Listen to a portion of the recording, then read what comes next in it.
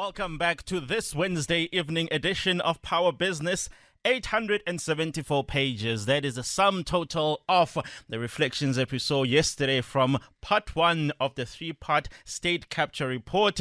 It is, of course, a keenly anticipated document relating to events that started at a very, very, very interesting time in the country's history. Some people may not even remember where it all started, but here we are. From those 874 pages, of course, the state capture report has dedicated particular chapters to particular episodes of the country. Some of it does read like a horror story, but actually I can tell you that it is part of the reality that we've lived through, or rather some of the unfortunate citizens, whistleblowers and rank employees lived through under truly extraordinary times. Over the next hour or so, we'll be reflecting on some key aspects and some key takeaways from that part of the report. I'll be joined by Polly van Wyk, an investigative journalist at Daily Maverick, Stephen Powell, the head of forensics at ENS Africa, and Michael Marchant, the head of investigations at Open Secrets. We'd also like to hear from you. Have you managed to go through all 874 pages? I'm on page 415, and if there was no cricket, maybe I would have progressed a bit further. Maybe you've read a bit more. You'd like to give us some insights into what you've seen. 0861 987 000. You can also tweet us at PowerFM987 as we discuss the first installment of what is expected to be three parts of the state capture report delivered by the acting Chief Justice Raymond Zondo. Stephen Powell, I'd like to start with you because, of course, the very first thing that a lot of people are concerned about is we've had a commission of inquiry. Here's a report, one of three parts. What happens? Does this mean that if I see on page 93 that the Deputy Chief Justice has recommended that Stephen gets thrown into jail, is that what happens? Talk us through the legal standing of the report of this nature. Yeah, absolutely, Kaya. What the Commission has done is it's made a plethora of recommendations, and it's mandated various agencies like SARS, the Asset Forfeiture Unit, the NPA, where they've recommended prosecution of certain individuals. And what was really nice about the work that the Commission did, which I think has been outstanding, is they've not only heard the evidence of various witnesses and identified corporate governance failures and procurement abuses, as well as corrupt activities, they have also secured the money trails. They've subpoenaed bank accounts to follow the money, and in many instances, they've highlighted individuals, whether they were board members or procurement officials, that have received bribes. And the challenge to NPA will be to convert that evidence into successful prosecutions. It's not easy and it's not quick, and I know people are impatient, but that is a process. So Kaya, yes, definitely the challenge will be to convert the words of the Commission and the evidence that has been heard into successful prosecution. Well, Stephen, I put it to you that I am one of those that probably isn't as excited about the recommendations, because the issue here is that most of the matters that were being canvassed in yesterday's report have been in the public domain. And I always use the example that if I, as an outsider, or somebody like Polly as a journalist, can put this together, surely the law enforcement agencies who have a permanent mandate to deal with those issues knew about it, had enough to be able to initiate these processes, and they didn't. So for me, just because this report says they must do their work, I have to ask the question, what was stopping them all along? Surely this report did not put a pause on all these law enforcement activities mandates. No, absolutely right, Kaya. But I think there has been a lot of work that's been happening behind the scenes. And I know, I was a prosecutor in the early part of my career, and I directed a lot of investigations that were done by commercial crime investigators and the Hawks and the Scorpions over the years. And there is a long and arduous process when it comes to gathering all the information in order to ensure successful prosecution. This is one of those situations where damned if you do and damned if you don't, because if you rush a prosecution and you get to court and you find you still have to investigate certain aspects, then the court is impatient with you, and they say that the accused has the right to a speedy and fair trial. You can't delay prosecution when the matter's on the court roll. So before the NPA enrolls these matters, they make sure that they've got all the ducks in a row. And unfortunately, with white-collar crime, what happens is the suspects get the best lawyers that are out there, and they will find loopholes and gaps. So it is absolutely essential that NPA goes to court with really solid cases. But having said that, I think there are quite a number of matters where it shouldn't be too difficult for the NPA to get these cases across the line. And I'm hoping that that is something that will happen. And I suppose, Stephen, one example that is looming large for a lot of people is that, yes, you may be right that it is usually a long and an arduous process which requires the NPA to get its ducks in a row. But even from the commission itself, we had this extraordinary event where one witness who was supposed to be a protected witness had their identity disclosed.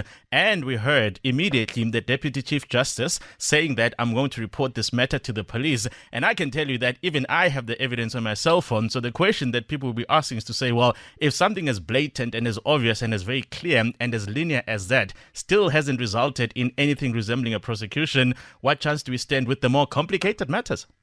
Yeah, no, I think you're making some valid observations, Kaya, but it is a challenge. And I know the NPA has onboarded quite a number of experts that were employed at the Commission to help convert the matters into successful prosecutions. And I can only hope and pray, as does the rest of the country, that the NPA has the power to initiate these prosecutions as soon as possible. The country is waiting. The country is impatient. And Kaya, I can hear you're also impatient. It's definitely a very impatient country. Paulie, I'd like to bring into the conversation now. And again, I want to start from the proposition that, yes, we have a report and this report says XYZ must do this, that person must do that. I put it to you that those people always knew that it was their duty to interrogate these matters and start doing something. They were not being held back by this particular report. Why have they not been doing their work? Yeah, Kaya, unfortunately, I'll have to offer an example in support of your argument as opposed to Stephen's, which pains me greatly because I am as impatient as you. The Nugent Commission was the first institution that investigated SARS and the systemic failures and who was responsible. The State Capture Commission looked specifically related to the state capture of the institution and who was involved. So there was a bit of a focus difference there. But the Nugent Commission about 3 years ago already told the NPA and the Hawks that they should review the Bain and Company contracts with SARS, the procurement process of that contract, who was responsible for what seems to be corrupt and fraudulent contracts, and the prosecution of the people involved. And those people include people like Vittorio Mazzoni, which is the African head at the time of Bain, Mr. Tomoyoni, who was the commissioner of SARS, Jonas Mukwakwa, who was the COO of SARS, and then there are various people in and around SARS, as well as President Jacob Zuma, and nothing has come of that as well. So we definitely have a problem and large questions looming over the capability, the will, and the efficiency of the Hawks, the police, and the prosecuting authority. I suppose when we do talk about capacity, someone might argue that actually, yes, we do not have the capacity to deal with that particular matter. Is there at some point in time where the NPA has to then categorically come out and say, look, in relation to that one, we quite simply don't know what to do, because it looks like things just hang in limbo. You and I may think that something is happening behind the scenes, and when you ask, is anything happening behind the scenes, somebody will say, no, we cannot disclose that lest we make them aware that we're chasing them. At some point in time, we then have to be able to get a very clear outline to say, oh, by the way, that issue that emerged 3 or 4 years ago from that commission, this is what we've decided not to do with it. But right now, we actually don't know the state of any of these things. Something could be happening. There could be an arrest tomorrow, but no one ever tells us. Yes, that's one option, but that would put the NPA obviously between the devil and the deep blue sea, because then they would have to say investigations 1 to 5, we have the capacity to investigate, and 6 to 20, we cannot do. And that would sort of be abdicating their duty on one hand. It would be highly embarrassing for them. And, what do they do then? So do they offer a nolli prosecuti certificate in saying that they don't foresee that there will be a successful prosecution, which is legally not kind of true because they can, but they don't have the capacity, but they can maybe farm it out to someone else. And then again, that leads us to questions about, if someone else does it, would it be a a private prosecutions team? Would they have certain allegiances? Would we have to appoint private firms and lawyers and advocates to do that? So there's a myriad of questions and problems with that proposition of the NPA not being able to do its work. And then the question is obviously, how could it not be able to do its work? We have new leadership for how long now? 3 years, 2 years? We need at least something to say, okay, we are moving forward. This is where we are. And unfortunately, in Parliament recently, the NPA head had to admit that they did not meet their targets. And then the question is, why not? How is that even possible? Yeah, it's very scary. Michael, I'd like to bring into the conversation now. Obviously, as Open Secrets, you've been eagerly waiting the outcomes of this. You've been doing some background work in relation to some of what are now the chapters in the State Capture Report. What are your reflections as Open Secrets on the 874-page War and Peace novel we saw yesterday? Evening, Kaya. First off, I think just to bring a note of kind of optimism and positivity, I do think that it is hugely encouraging to have the report, to have the president release it on the same day that it's submitted to him is fantastic. It's not the norm in this country for that to happen. So the fact that it immediately is absolutely fantastic. I also think that the kind of laundry list of recommended prosecutions is an incredibly helpful thing for the Commission to have given us. So I completely agree with you. In large parts, the report is not providing us with groundbreaking new information. Lots of it has been raised by investigative journalists and a range of other whistleblowers and other people over the years. But what it does do is it provides a very clear, unambiguous, step-by-step, essentially plan of action for the prosecuting authority and others to take forward. And on that front, I think that we should welcome the report and be happy about it. I do think that what you have been discussing and what Paulie and Stephen have been talking about is really the central point here, is then how do we get to action from the prosecuting authority? And from the Open Secrets perspective, what we've been trying to raise and bring attention to is that we should be looking at different types of prosecutions. So on the one hand, we have the grand corruption racketeering cases around what happened at institutions like Transnet and Eskom, which inevitably, as Stephen is saying, will take years to prepare the indictments for. They're deeply complex, they include foreign jurisdictions, and that's completely understandable. But there's lots of questions in the part one of the report which really beg the question about why haven't there been smaller prosecutions of violations of statutes? For example, it recommends the prosecution of the chief financial officer of South African Airways for failing to report bribery as is required by the Prevention of Corrupt Activities Act. Similarly, the report notes that with the exception of one case, there's not been a single prosecution of violations of the Public Finance Management Act, for example. And those cases should not require deeply complicated, taking years in the making. I think the evidence for some of those what we call low-hanging fruit cases are there, and that the MPA can also move forward on some of those, or should be able to, while they have teams working on the much more complicated cases. It is obviously quite important for us to be able to figure out where this is going to end. And I want to ask, Michael, I don't know if you can help, maybe Stephen can help.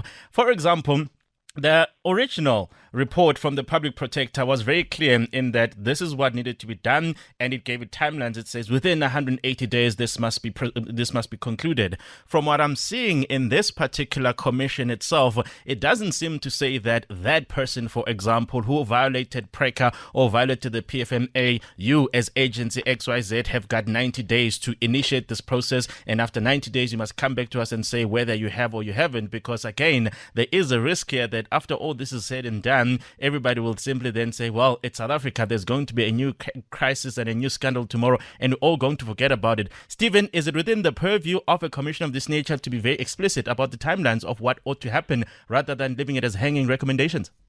No, I think it's the commission has been prudent in not setting timelines, because these matters are hard to predict and they do require a lot of preparation and additional work. And I have tried to emphasize that, the evidence before the commission is not evidence in a criminal trial, and this whatever the NPA takes forward has to withstand scrutiny, it has to withstand cross-examination, and it's got to satisfy the court at the end of the day. So it is a different and a more robust process that we will embark on when it comes to criminal prosecution. But I absolutely agree with Michael. There are multiple instances that have been laid out by the Commission where the evidence is very graphic, and the Commission has provided the money trail. The NPA and the Hawks do not have to go out and subpoena all of these accounts. The information is readily available.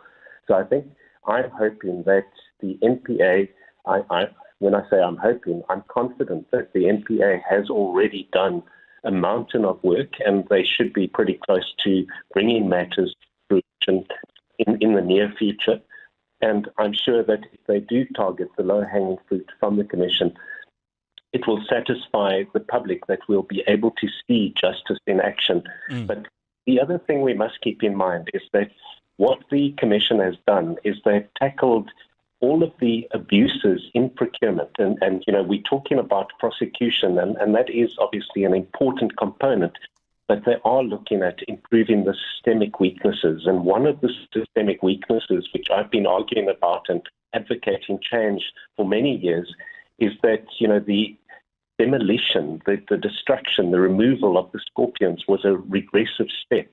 And with the foundation for this new public procurement anti-corruption agency, having a fully independent and resourced body that tackles this, that brings in measures to force companies to adopt anti-corruption programs, you'll see that there's a recommendation for an amendment to PRECA to provide for the deferred prosecutions, giving companies the equivalent of a suspended sentence if they self-report, if they remediate, fix the problems, deal with the transgressors, and make restitution if they have profiteered out of corruption. Those are all measures which are looking at tackling the problems holistically, and aligned to that is the enhancement of the procurement officer role, education, and the creation of a dedicated procurement officer profession. And we see the whole report. We've got to look at it holistically. Thanks, Kaya. Stephen, some people may interpret us as saying that, well, actually, it looks like this process was less robust than a traditional court process, for example. And somebody might come back and say, well, if we're going to spend R1 billion, shouldn't we have narrowed down the differences between what this process does and what the traditional court process would do, so that when we do elevate it to the traditional court processes, there's less to do? Because right now it looks like we're going to have to start from scratch, and the rules of procedure and processes are materially different there. Is that the case? Kaya, I think we're talking about two completely different processes. I think the goal of the ambition and the ambition of the Commission was to expose the corruption so that we can deal with it holistically. And I think I'm very optimistic, and I believe that the Commission has achieved the objectives. We've now brought the corruption to the fore, we've exposed it, and we now need to tackle it with criminal prosecution.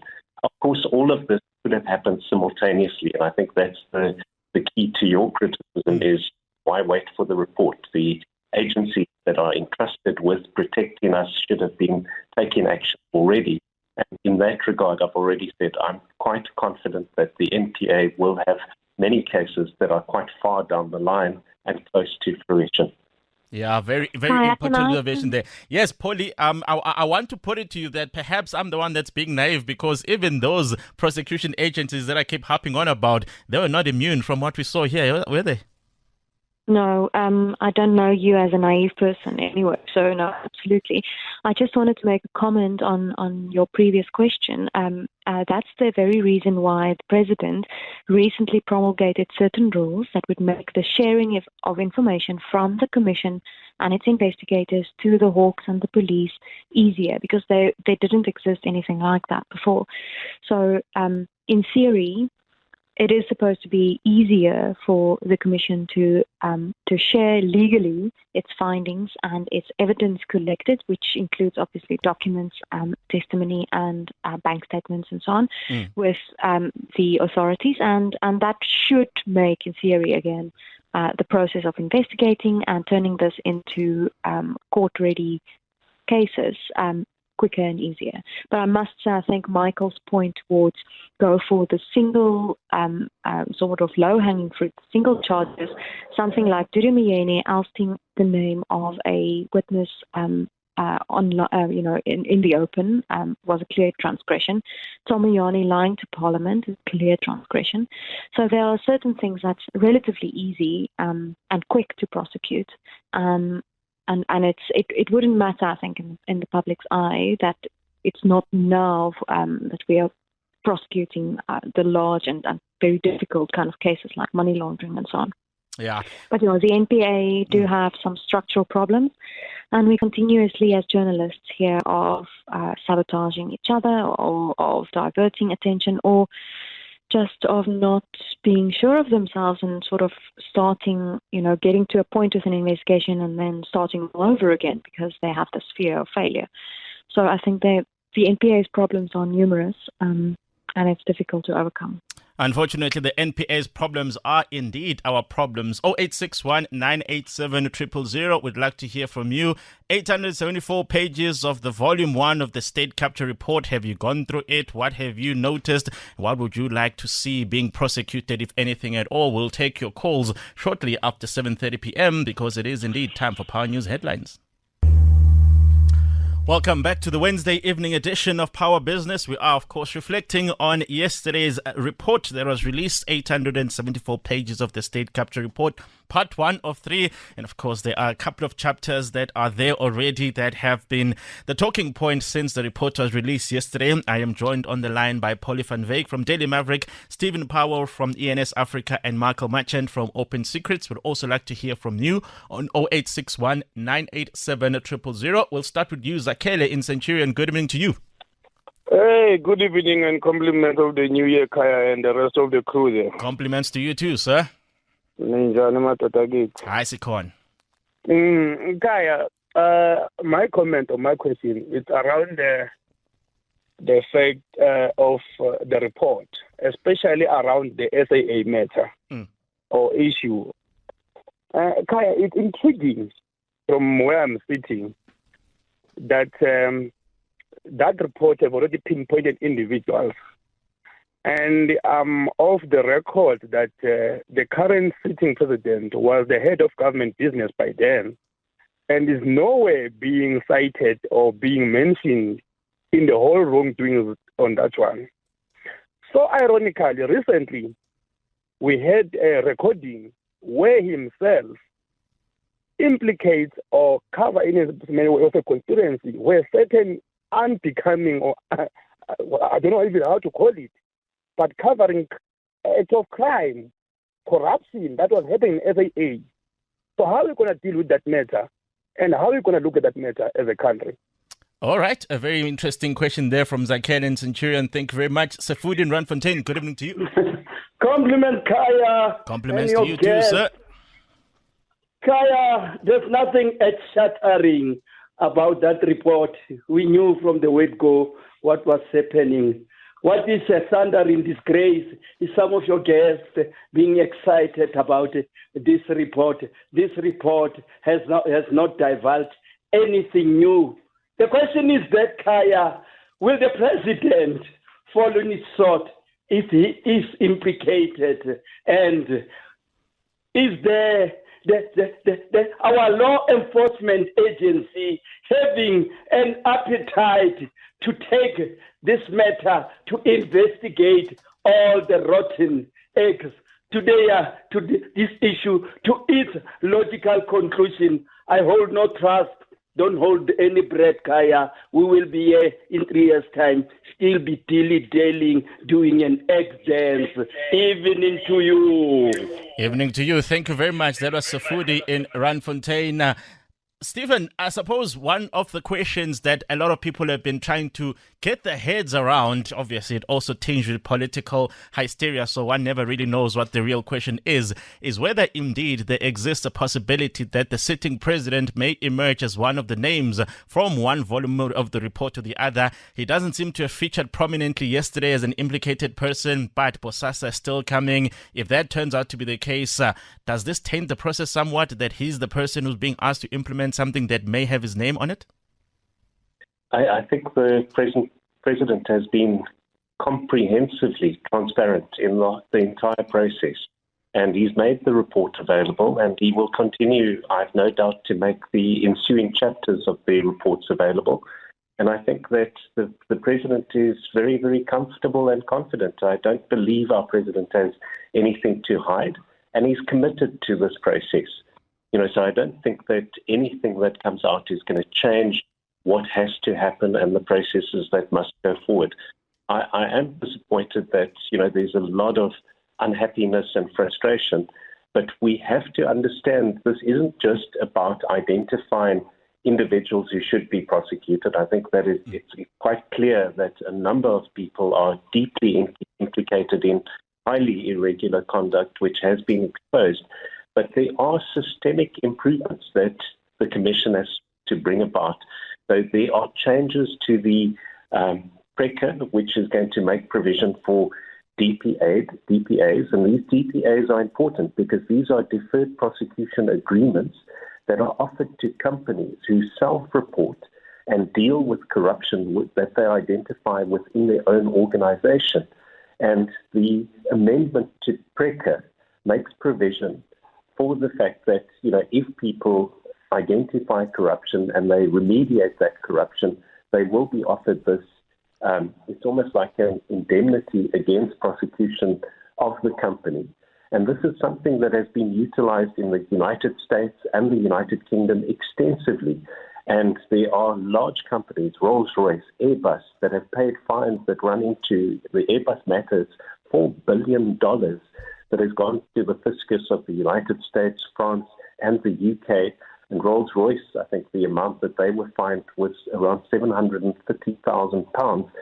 So these are tools that we are starting to initiate to ensure that the private sector, which is the payer of bribes to the public service, that they behave appropriately. So we should not be just discounting the recommendations by the Commission because I think they are holistic and we are things that other countries have done successfully. And just, Kaya, on that, in the UK, the Crown Service outsources a lot of prosecutions. They actually act as case managers, and you have private practitioners appointed to prosecute some of the matters. And if we are emulating some of the positive initiatives that have been utilized in some of the global powers, we should even consider doing that if the NPA doesn't have the capacity to bring these cases forward itself. Yeah. And we people at the bar, etc., in South Africa.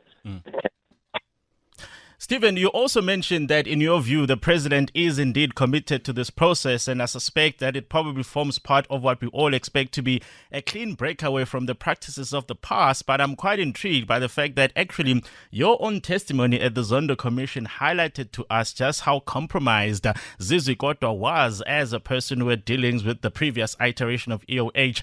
And yet that's the same man that the president then elevated into the State Security Agency as a deputy minister. How committed is he to a break from the past if he still promotes someone that you yourself quite explicitly outlined to us how complicit he had been in the corruption of the past? That person's a deputy minister today, Stephen. It sounds like you're cross-examining me. Sorry. That's a very good point, and it is something that I am concerned about myself, because the explanations for the millions of rands that the deputy minister received from a private sector businessman that was seeking to do lucrative business with the state was extensive, and the accommodations and the benefits, the luxury accommodation was expensive and highly irregular. So I am concerned about those, but I do believe that there is a political will to deal with corruption in this country and to get our country onto the right track. And I do believe that the president has initiated to recapacitate the NPA and the investigation agencies, because we have to understand that these were different institutions within our country, law enforcement agencies, our receiver of revenue. These were fully functional, competent bodies that were decapacitated deliberately and formed part of the very state capture we are talking about. And these things don't happen overnight. And unfortunately, there's always an element of politics that comes into everything. But I just hope and pray that, people with the will and the commitment do the right thing, and that ultimately we get rid of all the rotten apples that are in the wrong positions. Definitely hope so. Polly, I mean, when we do talk about the president's commitment to cleaning out the rot, I suppose we have to test him objectively on what has happened. A few weeks ago, Hermione Cronje said, we just don't have the type of resources that we need in order to do our jobs. She quit. So I have to go back and ask the question of, well, the president may say that he's committed to this, but until I see the resources being directed to the right places, I have to remain skeptical. Yeah, absolutely. And I'm a skeptic myself. The problem is obviously that the National Treasury diminished the budget of the NPA as well. So that's one of the large problems. And just to go back to that question of yours that you and Stephen eloquently discussed just now is, apart from perhaps some personal answers about certain culpability relating to his position as deputy president, as well as in terms of a president now appointing already tainted people for political expediency, I think the president may also and additionally sit with the ANC problem. And I want to read this quote that I think is quite pertinent, that was written by Zondo in the SARS part of the investigation. And he said, all of which happened under the watch of the government of the ruling party, the African National Congress. He says most of it, not all of these entities, were led by the chief executive officers and board of directors who would have been approved by the ruling party through its National Deployment Committee. The decline happened over a number of years, but both the government and the ruling party failed dismally to make any effective interventions to halt the decline. Either they did not care, or they slept on the job, or they had no clue what to do. So in my mind, I would say it's all three, but the fourth point to make there is perhaps that they also were on the take. And we know of certain instances where they were on the take. And so I think the president will also sit with the ANC problem brewing. Yeah. And I suppose, Polly, the other interesting point is that we've all sort of had suspicions in one way or another that there were very strong correlations between some state contracts being directed in the direction of particular business elites who then had relationships with political elites. The Zondo Commission seems to confirm most of those. And yet, as one of our callers mentioned earlier on, it was only a couple of weeks ago where we then heard this recording, which seems to be from an NEC meeting, where the president himself says that, look, I know all of us have some element of complicity, and if the country had to go and dig deep into how other political party campaigns were funded beyond the CR17 one, it would mean that the ANC itself is compromised, and it seems to be the person who's willing to fall on his sword and say that the country is better off not knowing. That doesn't sound like a person committed to a breakout from the past to me. No, most definitely not. And another problem that they will sit with perhaps is when we start probing money flows towards the ANC from, contracts and from business people and endorsements. So there's so much here, and the ANC has been allowed to slip into this abyss where they, on the one hand, there's no consequences for their actions, and on the other hand, they remain in power until Jesus comes, as the previous president said. So no, it's a fair point to make that the current president will probably not have an easy ride. And I must say, I think it's a good look for publishing and releasing the report right now. But we should also remember that the ANC conference in December is looming, and this is a very, very good stick to get at his contenders with. Sure. Very, very interesting deliberations there. Michael, I suppose since this process started, there's been one parallel development which for me is of critical importance in the state capture conversation, and that is the implementation of the Political Party Funding Act, which we've already seen has created problems for the ANC in particular. And if we have to be blunt about it, the problem is that it can no longer get all types of contracts with people that favor the ANC in one way or another. They now can't even afford to pay salaries. Is this the type of law that is important in order for state capture to be broken completely? It's absolutely, Kai. I think it's a really vital part of any kind of systemic attempt to address these kinds of issues. If you go back into kind of the early South African democracy, you see that corrupt deals inevitably come with a party funding element. not only because it benefits the party to divert resources to them, but it also is a fantastic way, as you've just described, to ensure the silence of the party, because once the party is benefiting from those processes, it becomes very difficult to unravel. And so, for example, the amount of money that appears to have gone to the ANC off the back of the arms deal in the 1990s is a perfect example of that. I think what is potentially concerning around what we've seen recently is just on some parts, the refusal of certain parties to have in terms of that.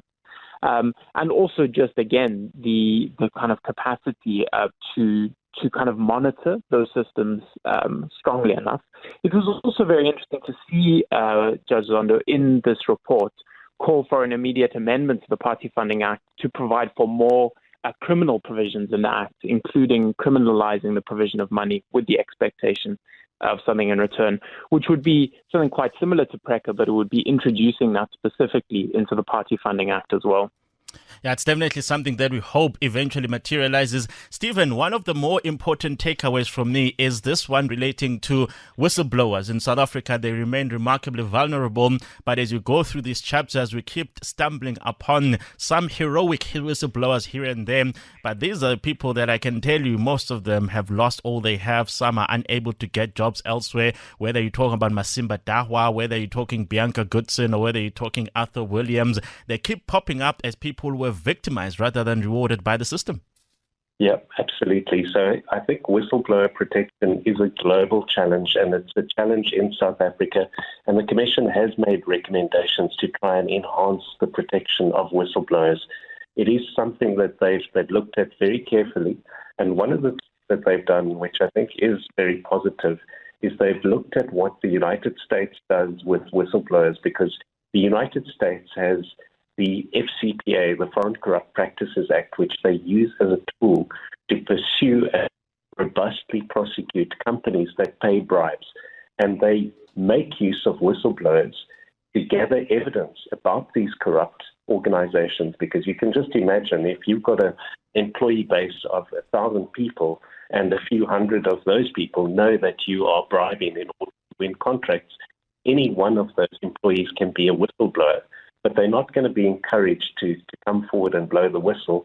So the Commission has recommended the incentivization of whistleblowers so that there's a percentage of the recoveries that is recovered out of a successful prosecution or enforcement action. And remember, the DPAs will be the way that the state will be able to bring enforcement actions against companies. The largest payout to a whistleblower in terms of FCPA enforcement is $30 million to a single individual. And, when you start incentivizing people to blow the whistle, I think that will encourage a lot of people to come forward. And then the challenge will be just making sure that they are protected, that they're not subjected to occupational detriment, harassment, demotion, etc., which unfortunately has been the history in this country thus far. Yeah, very, very difficult times. Polly, when people talk about these matters, I always think of it as a question of two colors. We may call it white-collar crime, but at the center of it are all these blue label global multinational companies that seem to be complicit in this. And I suppose one of them is one of the biggest consulting companies in the world, Bain, which seem to have proactively engaged in a process of assisting particular individuals dismantle a critical and a very important part of the state. We aren't doing enough to hold them accountable. I see we can talk about XYZ needs to be prosecuted, but for me, the very first thing that we should be talking about is how these companies can continue to have an operating or even a social license in the country. I don't think it's tenable. Yeah, the findings are quite staggering, as it was detailed in the Newton Commission and the Zondo Commission. For example, Mazzoni, which was the Africa head of Bain, met with President Jacob Zuma about 17 times in the run-up to the appointment of Mr. Tomiyane. They met with Tomiyane and Jonas Makwakwa before Tomiyane was even appointed. And that's before anyone, apart from the president at the time, knew that Tomiyane would be appointed. And then I saw emails, internal emails in Bain, where they started to discuss how much money they will charge SARS per hour for work done, Kaya, before the tender was published, before they won the tender, before they even had a job to do for SARS, before any contract was signed. It is extraordinary, and the fact that there's no clear repercussions in South Africa is quite astounding. So I think we need to follow to the letter what the Zondo Commission suggested, saying that all the contracts with the state and Bain should be reviewed. The Hawks and the prosecuting authority need to look at these contracts and see if there's some transgressions that's prosecutable. And I think that private companies in South Africa need to review it as well. I know that some universities at the moment have asked Bain to do consulting work for them. So I think, the private sector must also buy in to the health of the country and to ensure that we keep and hold these foreign nationals to account. Yeah, I would say, Paulie, you're probably being the one that's a bit naive at this stage, because guess what? When we talk about the private sector holding Bain accountable, there's no better private sector alliance than Business Leadership South Africa, made up of all the biggest companies in the country. And in September, they came out to us and then they said it looks like Bain is the type of company they want to be associated with. They lifted their suspension. Bain is a member of BLSA. And I'm thinking here, well, if all of those CEOs sitting there representing those companies looked at what we had been told by the New Zealand Commission and still thought that Bain is the type of company they wanted to be associated with, that's not where we're going to get the type of recourse we want to society.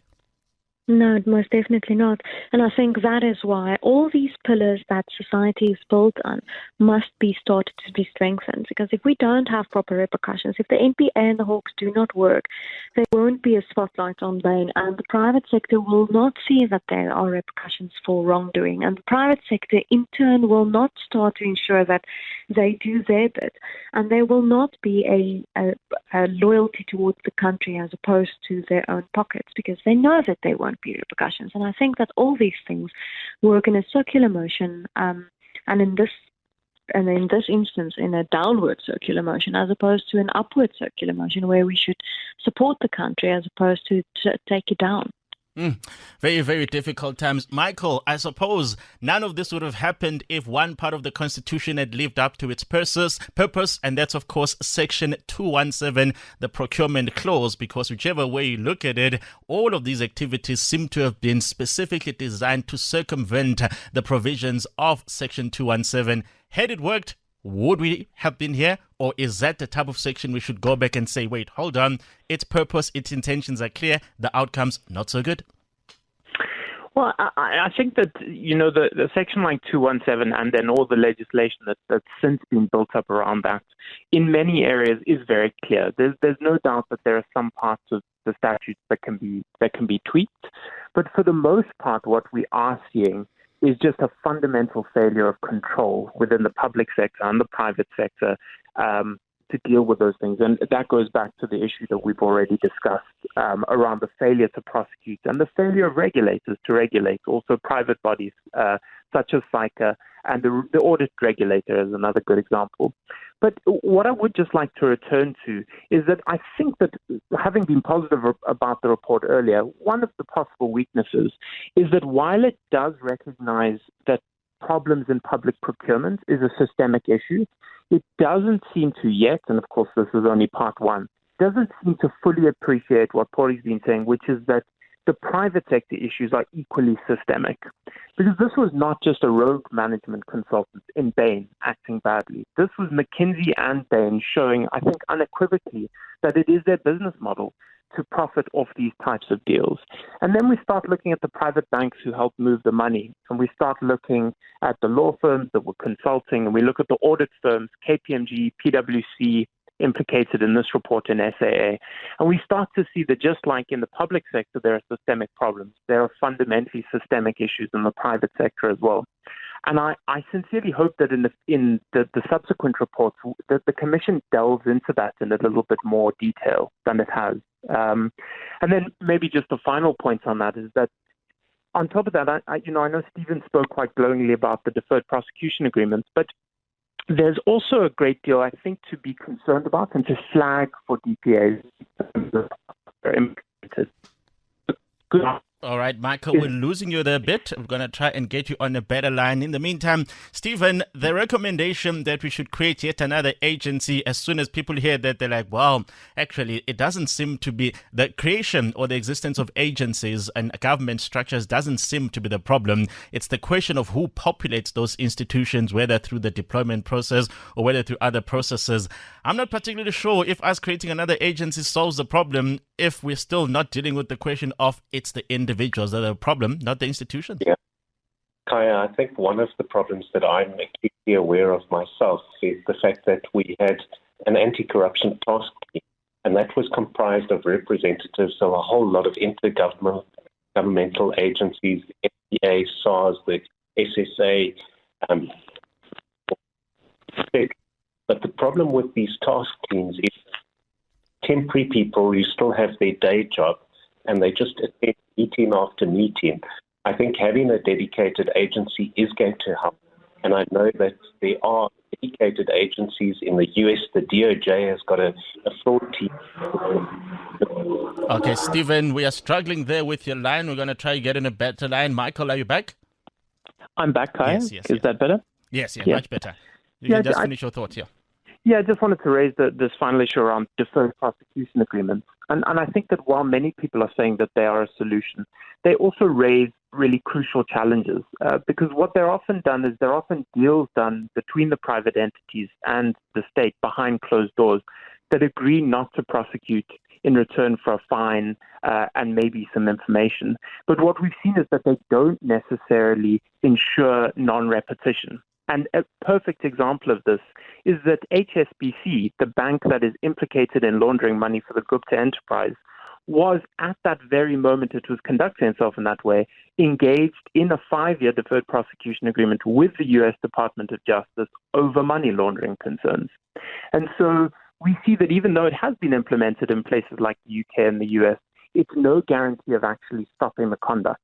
And so I think if the state is going to pursue this entrenchment of deferred prosecution agreements, us as citizens, we have to keenly watch the space and ensure that it's done in such a way that still guarantees some kind of effective accountability for the corporations that are implicated. Yeah, definitely a very important note there. Stephen, I think we've got you back if you can complete your thought.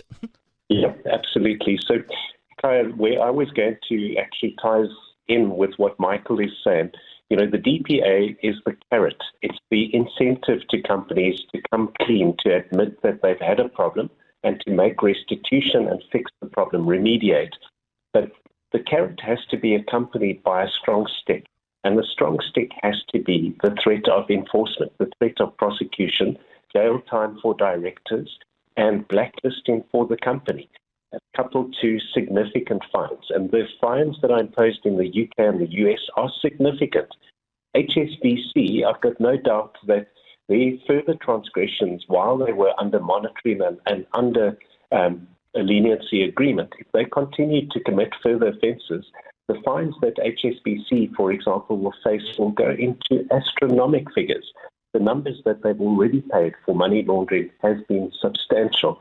And that's what we need to see. We need to show and send a message to companies that it doesn't pay to win contracts through bribery and corruption, that the risks outweigh the advantages. And at the moment, we have impunity. And if I can just bring another thought into this whole debate, we're recognized as a country by the OECD. We're a signatory to the OECD Convention. We're committed to the anti-corruption conventions. And we've been criticized for having good anti-corruption laws, but zero enforcement. So the NPA really has to get its act together and get prosecution back.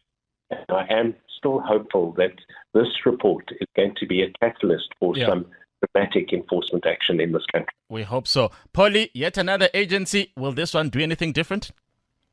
No, I really don't think so. We have the agencies, we have the legalese, we have the excellent laws.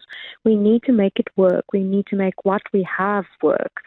I don't think that just initiating another body or another kind of external thing where more people should report to South Africa is really good at using a plaster to put on the wound, and we are very bad at going to the root of the problem. And this is just another plaster on the wound. It's not the root of the problem. Yeah, very important reflections there. Thank you to my three guests, Polly van Wyk from Daily Maverick, Stephen Powell from ENS Africa, and Michael Bachchan from Open Secrets, looking at some of the recommendations and the outcomes from part 1 of 3 of the State Capture Report. A lot to digest, a lot to reflect on.